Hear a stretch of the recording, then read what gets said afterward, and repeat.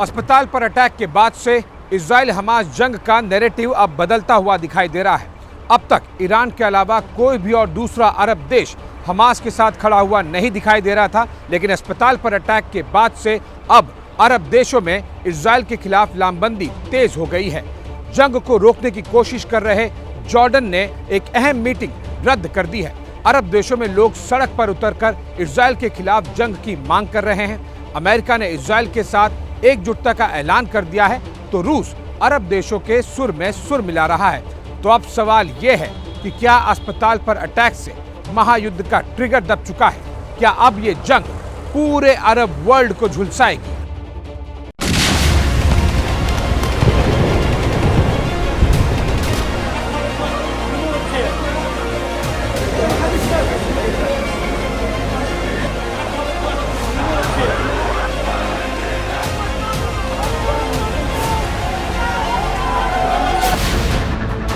तुर्की, Lebanon, Jordan, Iraq, Tunisia, यह गुस्सा Israel के खिलाफ है।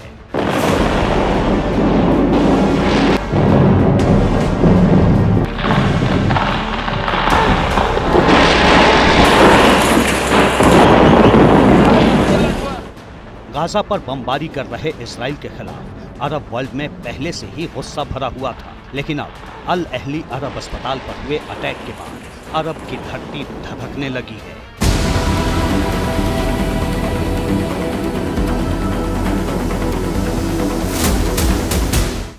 ये प्रदर्शन और हंगामा इजराइल के खिलाफ मिडिल ईस्ट के बढ़ते गुस्से का थर्मामीटर है।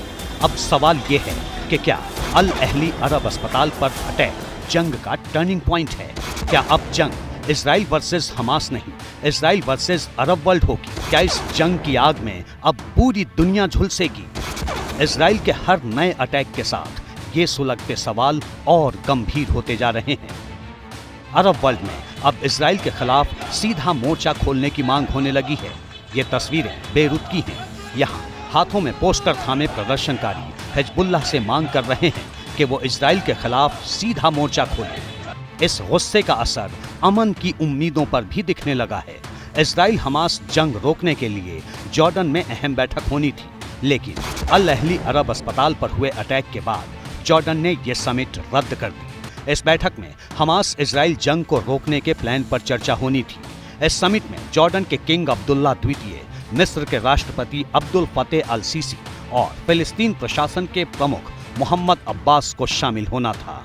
उम्मीद थी कि गाजा पर बमों की बारिश के बीच बाइडेन की मौजूदगी में होने वाली इस बातचीत में शांति का कोई रास्ता निकलेगा, लेकिन अस्पताल पर हुए हमले के बाद अब ये रास्ता भी बंद हो गया।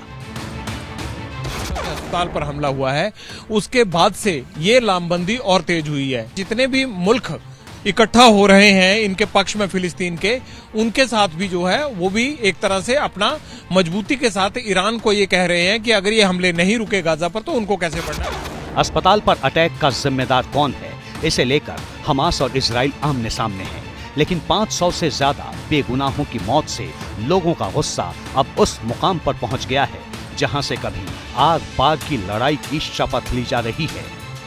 फिलिस्तीन की राजधानी रामल्ला में हूं और ये रामल्ला का सिटी सेंटर है।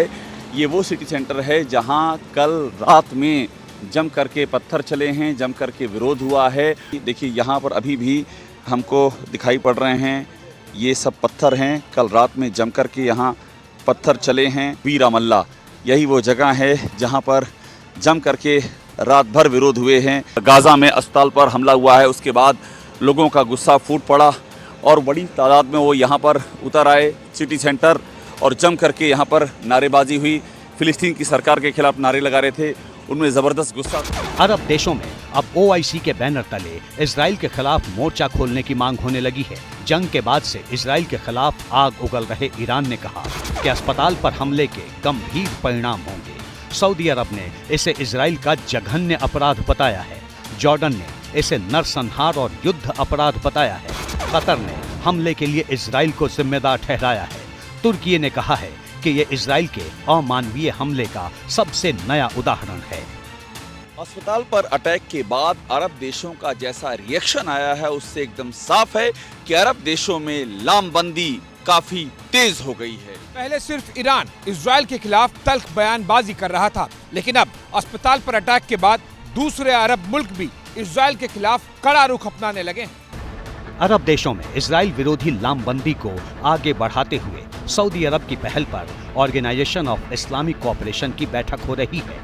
पहले भी ईरान और इराक ने ओआईसी की बैठक बुलाने की मांग की थी, लेकिन बैठक अब हो रही है। इजराइल के खिलाफ अपनी जमीन पर हो रहे प्रदर्शन और अपने नागरिकों के आक्रोश के कारण अरब देशों की मजबूरी बन गई है कि वो आगे बढ़कर इजराइल के खिलाफ कोई सख्त कदम उठाएं। ग्राउंड रियलिटीज को जानने के बाद ये तय होगा कि आखिरकार इजराइल को अगला रुख करना क्या है, और अगर इजराइल आगे कड़ा रुख अपनाता है, अमेरिका उसको शह देकर और समर्थन देकर आगे बढ़ने को कहता है, गाजा पर टैंक और सैनिक जाते हैं, तो जाहिर सी बात है कि मिडिल ईस्ट के देश जिनमें कि ईरान और साथ ही लगता रूस और चीन भी जरूर फिलिस्तीन के पक्ष में उतर सकते हैं, ऐसा माना जा रहा है। लेकिन ईरान ने जिस तरह से खुलकर सपोर्ट की है, उसको देखते हुए लगता यही है कि कहीं इजराइल का ये युद्ध जो है वो खाड़ी का युद्ध या खाड़ी देशों के वर्चस्व का युद्ध बनकर न रह जाए। 7 अक्टूबर को हमास ने जिस अंदाज में इजराइल को निशाना बनाया था, तब ईरान को छोड़कर बाकी किसी अरब देश ने खुलकर हमास का समर्थन नहीं किया था। उसके बाद इजराइल के बारूदी एक्शन पर भी अरब देश मौन रहे। जॉर्डन जैसे मुल्क पर्दे के पीछे से जंग रोकने की कोशिशों में जुटे थे, लेकिन अल अहली अरब अस्पताल पर हुए अटैक ने पूरी तस्वीर बदल दी है। कि जब 7 अक्टूबर को पहला हमला हुआ था, तब मैंने कहा था कि मेरे को उम्मीद थी कि इजराइल की बड़ी इंसिसिव सी स्ट्राइक होगी गाजा के ऊपर, और 2-4 दिन में जो है जो हमास की ताकतें ख़त्म हो जाएगी, ख़त्म तो होनी थी, और उसके बाद युद्ध शांत हो जाएगा। लेकिन जिस तरह से अब ये युद्ध के हालात बनते जा रहे हैं, ये युद्ध खत्म होने की बजाय और आगे बढ़ने की दिशा में आगे बढ़ रहा है। एक उम्मीद ये थी कि सऊदी अरेबिया और यूनाइटेड अरब एमिरेट्स, जिनके संबंध यूएसए से काफ़ी अच्छे थे, तो उम्मीद ये थी कि शायद उनकी वजह से ये युद्ध थोड़ा दब जाएगा। इस बीच जंग में रूस ने इजराइल से रॉकेट अटैक के सैटेलाइट इमेजरी जारी करने की मांग की है। बाइडेन ने जिस अंदाज में इजराइल के साथ एकजुटता दिखाई है, उससे अरब मुल्क खफा हैं। इस नाराजगी के बीच रूस की एंट्री से समीकरण बदलता दिख रहा है। रूस ने अभी सीधे तौर पर अरब देशों का साथ नहीं दिया है, लेकिन उसने इजराइल से जिस तरह से सवाल पूछे हैं, उससे साफ दिखाई पड़ता है कि वो अरब देशों के साथ खड़ा है। इससे पहले रूस ने गाजा में युद्ध विराम की मांग को लेकर संयुक्त राष्ट्र सुरक्षा परिषद में प्रस्ताव भी लाया था, लेकिन यह प्रस्ताव गिर गया। अस्पताल पर अटैक, आम लोगों का गुस्सा और रूस के समर्थन वाले संकेत से साफ है कि इजराइल हमलावर रहा तो जंग में दूसरे मुल्क भी कूद सकते हैं। अरब देशों के रुख से अब ये लगने लगा है कि अगर इजराइल के टैंक गाजा की जमीन पर उतरते हैं और गाजा से आम लोगों की मौत की तस्वीरें इसी तरह आती रहीं, तो ये जंग अब और आगे जा सकती है।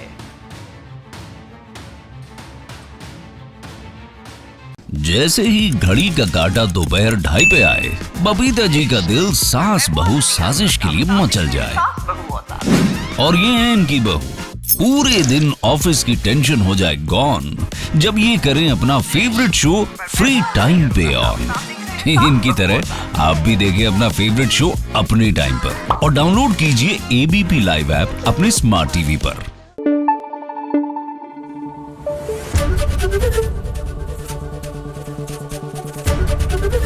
एबीपी न्यूज आपको रखे आगे।